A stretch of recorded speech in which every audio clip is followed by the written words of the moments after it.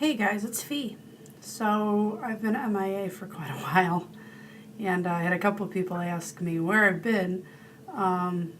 Life has just gotten the better of me, and the holidays and all of that stuff, you know how it goes. Plus, I was, excuse me, I was kind of waiting to have something to say, really. And I do now. I have a bunch of stuff now. Hopefully I won't forget something here. But the last time I did one of these updates, I was going to see an RE. Finally. I was going through some insurance issues and all of that had gotten figured out. And I finally got a referral because in 2013 I have an HMO insurance. So I finally got a referral to this RE. And we had our consultation, and the first thing he wanted to do was have a baseline ultrasound and a blood draw just to see where I was at. I had the blood draw, and a couple of days later, I was supposed to go in for the ultrasound. And we go in for the ultrasound, and of course, things start to get interesting right off the bat. I've got a picture of this thing on my phone. Hopefully I can show it to you. I put this on Facebook, and a bunch of people were like, oh my God. I have a cyst on my right ovary. And it's pretty big. See that big black thing in the center? Yeah, that's the cyst. And that white drawing line around there, he drew that to tell me where the ovary kind of is hiding behind it. So it's larger than normal. It's not like gigantic, but it's larger than normal. And at that point, he wanted another blood draw a few days later.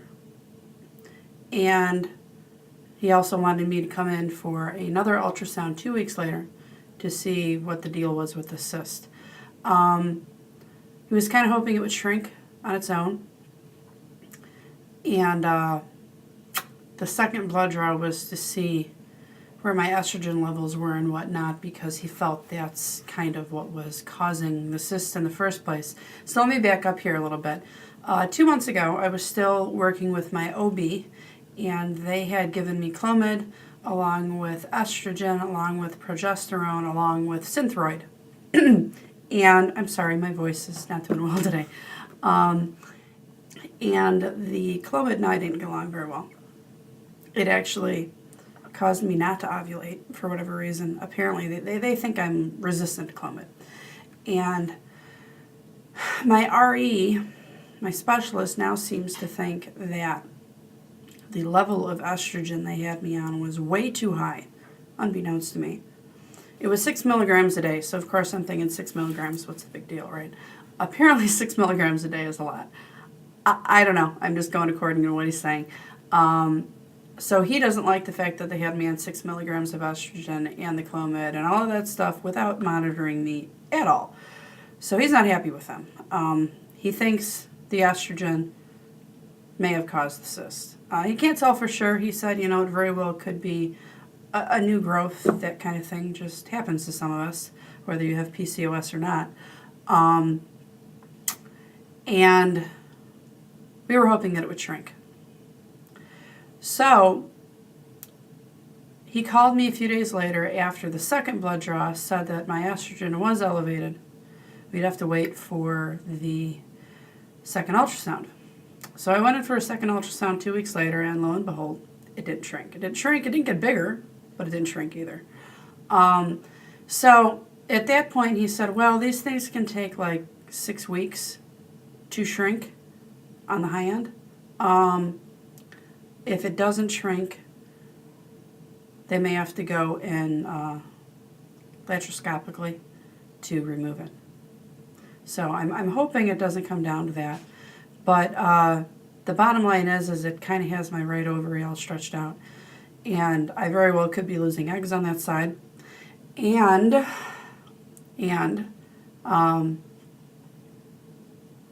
they may have to remove it if it doesn't go away on its own. And it's also really messing with my cycle. My last 2 cycles, last month and the one that I'm currently on right now. AF, ant flu, or the red plague, as we all know I call it, has been acting really goofy. It's been late. Last month it was like 3 days late. This month it was 9 days late. Fun, fun, fun. And when it does get here, it's not normal. It's not like, normally it's really heavy at first and then it just kind of tapers off. It's not really doing that. It's starting heavy, but then I think it's gone, and then it comes back, and then I think it's tapering off, and then it has like half a day where it's heavy again, and it's up and down and up and down and up and down. And he told me that it's because of the cyst. So that being said, I have not had another scan this month. I'm due for another scan on this cyst next week, and the reason why is because of how all of this happened. So let me back up again. After that second ultrasound, I was supposed to call on cycle day 1, and they were going to do a blood draw on cycle day 3 to test my AMH or my egg reserve. And then at the same time, they were also supposed to schedule an HSG, the dye test to see if your tubes are clear, between cycle day 6 and 11. Well, because I was 9 days late, I didn't get the call until this last Sunday. So that put cycle day 3 as Christmas Eve. You know what? My voice is not doing well. Let me drink some water here. Hang on.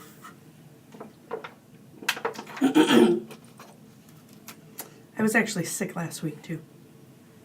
This is just the remnants. But, so I wasn't able to call for cycle day 1 until this past Sunday. I didn't know how that was going to work out. But they actually were in the office on Christmas Eve, and I went in at 8 a.m. on Tuesday to have a blood draw.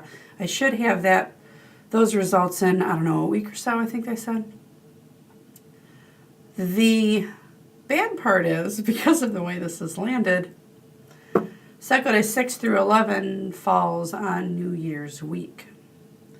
And they only do the HSG tests on certain days of the week, and then between that and the holiday and the facility, or the section of their facility that does this test, they also do numerous other tests. So they're overbooked trying to get a whole bunch of stuff in at the end of the month. And the bottom line is they can't fit me in. Bad timing. So I have to wait for next month to do the HSG.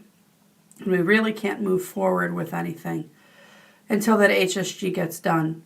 So I have to wait for next cycle day 1 and call them. So I don't know. I'm thinking end of January. So, and then that'll be scheduled. So that's kind of in a holding pattern at the moment. But not for long.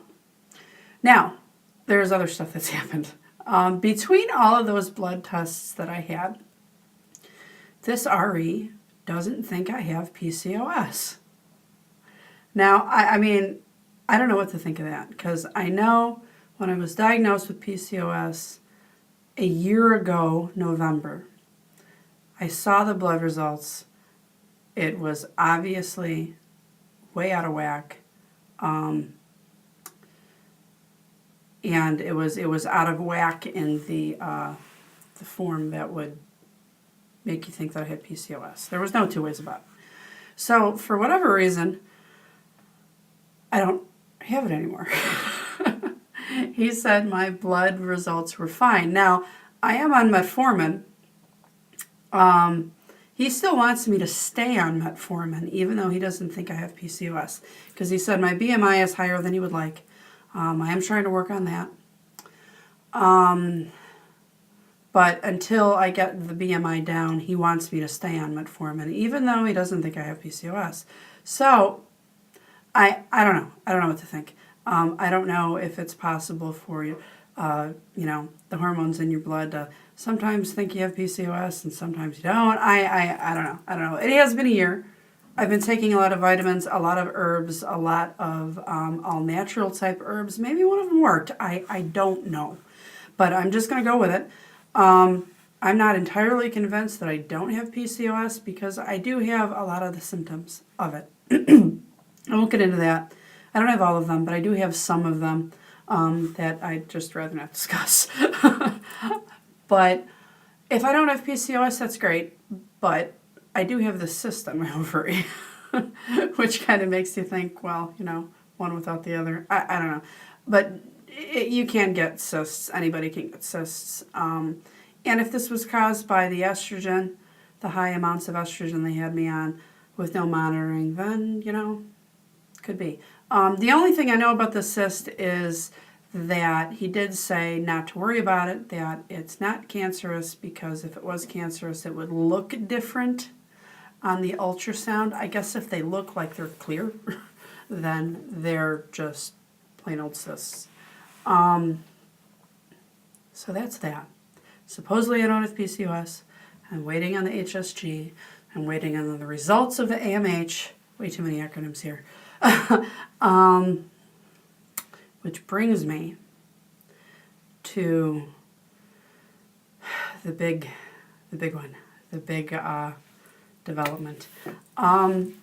Last year, my husband went to go have his tests done with a urologist, and we really didn't like this urologist, but they cleared him. They said he had some high viscosity that, you know, you can't really do anything about other than, you know, lay off the caffeine, drink more water, get more vitamins, that kind of thing, which he's been doing.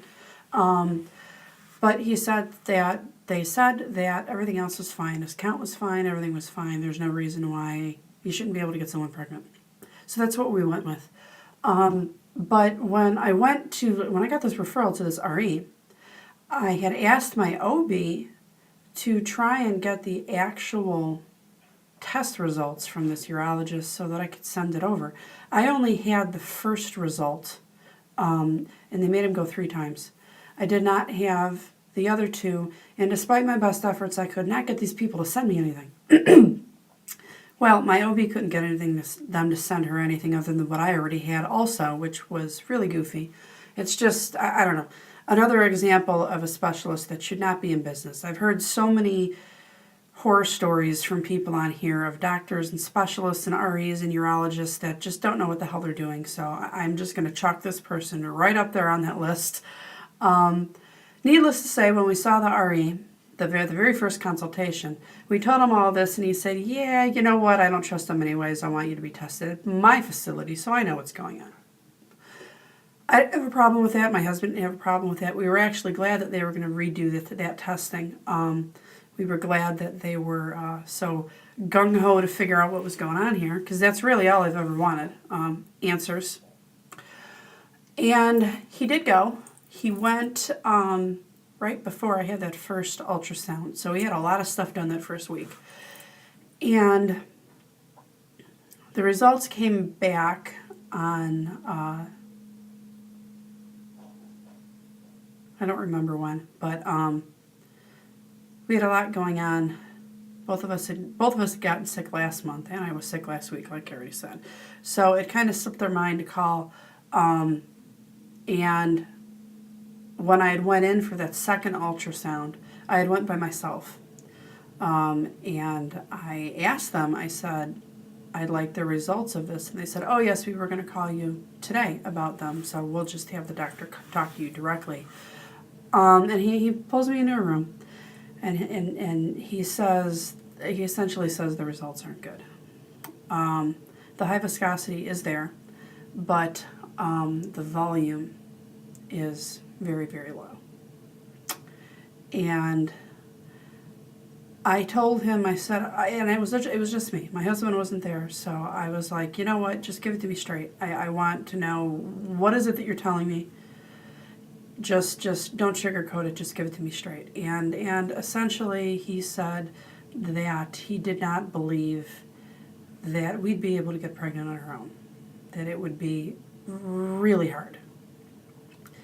And he also did not believe that IUIs or ITIs would work. For whatever reason, he does not believe that's going to work. He wants to send us straight to IVF. I don't have a problem with that. My insurance covers IVF. Not all of it, but close to it. So I don't have a problem with trying IVF. But he's not entirely positive he can get the insurance company, any insurance company, to jump us straight to IVF without trying an IUI or an ITI first, of which he does do both. ITIs are, I don't know if those are relatively new, but I saw it on their website. Essentially, it's an IUI, only they try and put the little guys up towards your tubes or in your tubes versus the uterus. Other than that, it's the same concept. But whether your insurance is good or not good or halfway good or whatever, doesn't matter. Most of the insurance companies want you to try one of those, normally twice, sometimes 3 times, before you're cleared to try IVF. So he doesn't know if he's going to be able to get us to push through with skipping those steps. But right now, we've got to get the results to the AMH. I've got to get this HSG done, which is pushed back by a month.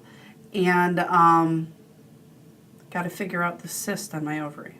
Once we get all of that figured out, we should be able to figure out what's next, whether it's a couple of IUIs or it's straight to IVF. We don't know. I'm hoping he can work his magic and convince the insurance companies of what he told me.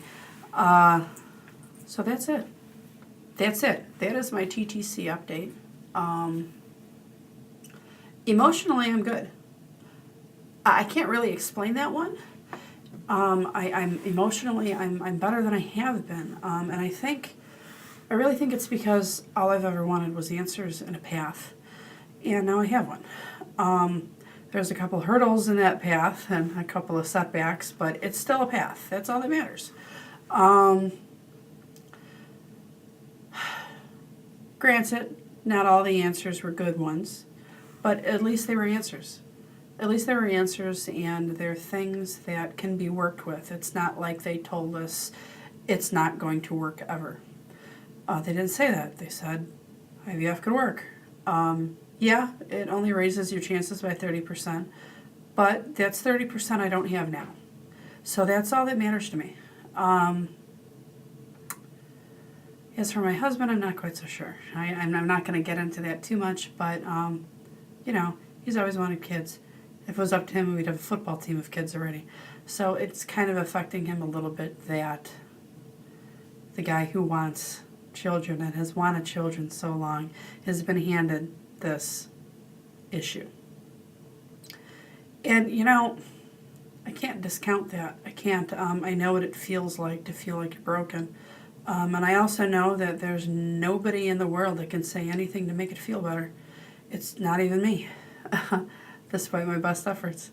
I know that when I was going through that with the PCOS, with the blighted ovum, nobody, not even him, could help me feel better. It was just a matter of time and working my way through it. So I will be here for him, and given some time, I think we will be okay. I think we'll be more than okay. I think we'll be good. 2014 is just around the corner, and hopefully it brings good things. We want a good year. We want a better year than the way 2013 kind of started for us. So if we don't get back on here before the end of the year, I'm going to say I hope you guys all had a great holiday. I'm going to say Merry Christmas because that's what I celebrate. And I hope you have a good New Year. I will talk to you guys later. Bye.